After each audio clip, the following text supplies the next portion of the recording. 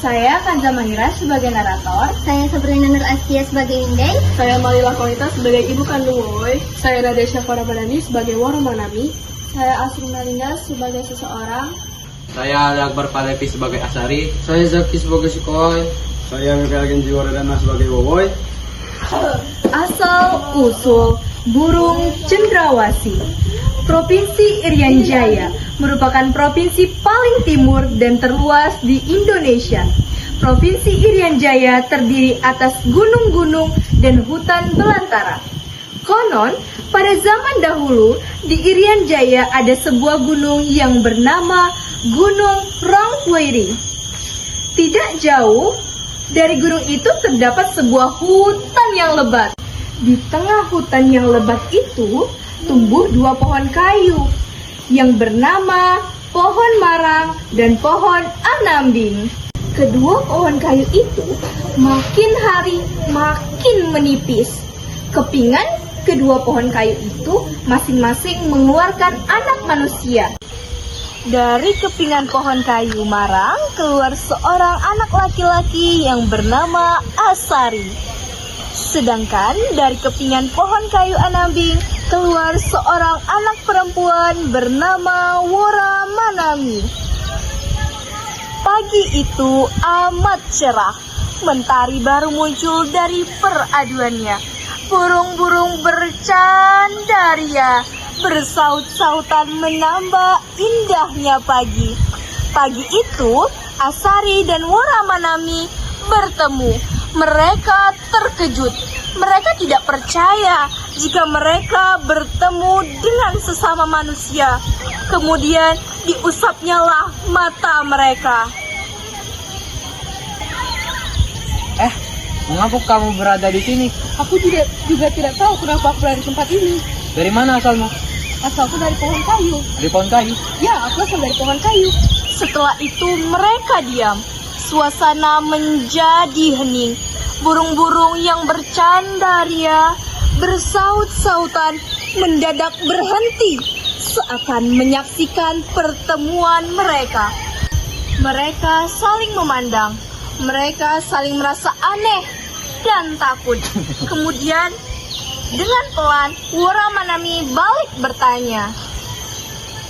Sudah lama abang tinggal di sini. Belum. Bersama siapa abang tinggal? Aku tinggal sendiri. Aku baru saja sampai di sini. Dari mana asal abang? Dari pohon juga. Wah, kalau begitu kita sama-sama berasal dari pohon kayu. Iya. Mereka kembali diam. Suasana kembali menjadi lenggang. Angin yang sehari-harinya menderu-deru mendadak berhenti. Dedaunan tidak satu pun yang bergoyang. Mereka seakan menghormati pertemuan dua insan yang sama-sama berasal dari pohon kayu. Apa namamu? Wora Manami. Siapa? Wora Manami. Kalau begitu nama saya Asari. Setelah bercakap-cakap, saling mengetahui asal mulanya dan saling mengenal, Asari mengajak Wora Manami hidup bersama. Hidup bersama? Ya, kita sebaiknya hidup bersama. Di mana kita harus tinggal? Kita cari dahulu. Wora Manami dengan lapang dada menerima ajakan Asari. Kemudian mereka pergi tanpa arah dan tujuan. Tidak lama kemudian mereka sampai di Gua Bayoman. Mereka lalu berhenti beristirahat.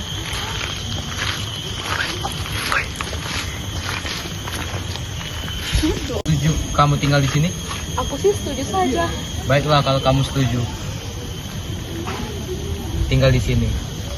Asari dan Wora Manami tinggal di Goa Bayoman. Hidup sehari-hari mereka cukup dengan buah-buahan dan dedaunan yang tumbuh di sekitar gua.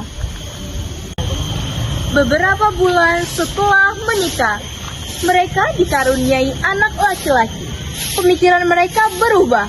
Mereka tidak lagi asal makan seperti makan dedaunan dan buah-buahan yang mereka dapatkan di keliling goa. Akan tetapi, rupanya Tuhan memberikan petunjuk dan membimbingnya. Tuhan mengenalkan mereka dengan pohon sagu. Sejak itu, Asari bekerja keras membuka ladang. Ditebanginya pohon-pohon, dipacul dan diratakannya tanah. Setelah itu, ditanamnya pohon sagu di atas ladang itu.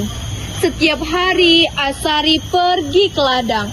Pada pagi hari, ia berangkat dan pulang pada sore hari. Sementara itu, Waramanami tetap tinggal di gua, mengurus Sikoi dan menyiapkan makanan buat suaminya. Pagi itu udara amat cerah. Asari tidak pergi ke ladang. Ia mencari ikan ke sungai. Sementara itu, Sikoi menggantikan pekerjaan ayahnya di ladang. Pagi siang itu, ketika Sikoi sedang menokok sagu, tiba-tiba ia mendapat berita bahwa ayahnya mendapatkan biagaru yang besar di hulu sungai Papuma. Biagaru itu bernama Royam. Mendengar berita itu, Sikoi cepat-cepat meninggalkan ladang. Ia pun segera pergi menemui ayahnya di hulu sungai Papuma. Ayah. Panggil Kenapa Sikoi. kamu berada di sini? Saya dengar ayah mendapatkan biagaru yang besar. Dari mana kamu tahu? Dari warga sekitar ya. Kalau begitu bantu ayah bawa biagaru ini. Iya. Sikoi bersama ayahnya menarik biagaru ke gua. Setelah tiba di gua, Sikoi segera memotongnya. Kemudian ibunya pun segera memasaknya. Namun, tiba-tiba ayahnya melarang. Ibu, jangan dimasak dahulu biagarunya. Kenapa? Saya takut biagaru tersebut beracun. Memangnya ada biagaru yang beracun? Kalau begitu, bawa biagarunya dan berikan kepada anjing. Baiklah. Nah, berikan biagaru ini kepada anjing tersebut.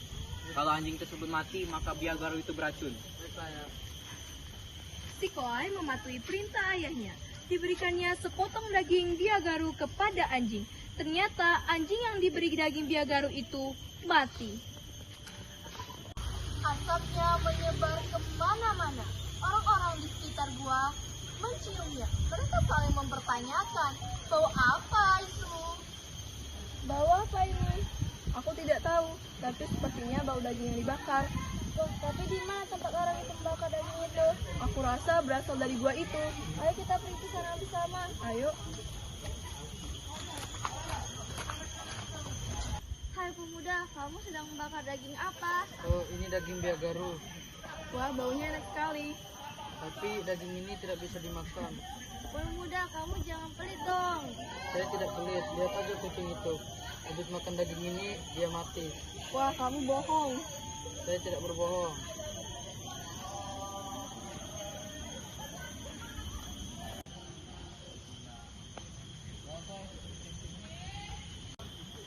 Pada sore itu, secara kebetulan lewat seorang gadis yang hendak pergi ke sungai. Gadis itu bernama Winde. Ia berasal dari kampung Kaiwari, dekat Tanjung Reong. Ia melihat anak bayi yang sedang menangis. Dengan ragu-ragu, Winde menuju ke anak bayi itu. Tangis anak bayi itu semakin keras. Winde memberanikan diri mendekati anak bayi itu.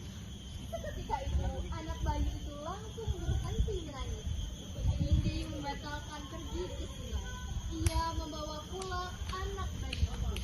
Winde adalah seorang gadis yang sangat menayangi bayi. Ia amat girang mendapatkan anak bayi. Ia lalu merawat anak bayi itu dengan baik. Pada suatu hari, Winde mengajak Wowoy pergi berburu ke hutan. Ayo kita berburu ke hutan untuk mencari makanan. Oke, Bu. Winde dan Wowoy berada di tengah hutan. Tiba-tiba nafsu birahi Winde muncul. Ia mengajak Wowoy melakukan perbuatan tak bermoral. Namun, Wowoy menolak ajakan Tidak, Ibu. Winde itu. Itu sangat terlarang, Ibu. Wowoy lalu duduk sejenak. Ia berdoa meminta petunjuk kepada Tuhan untuk menentukan sikapnya. Tuhan pun menyatakan melarang Wowoy menuruti ajakan Winde. Kemudian atas kuasa Tuhan, seketika itu Wowoy berubah menjadi burung cendrawasih dan segera mengepakkan sayapnya meninggalkan Winde. Cerita asal-usul burung cendrawasih tergolong legenda karena di dalamnya terdapat peristiwa yang luar biasa dan dipercayai oleh masyarakat pada waktu itu.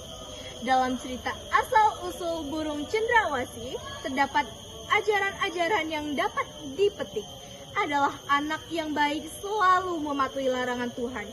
Untuk itu, hendaklah adik-adik selalu patuh terhadap larangan Tuhan.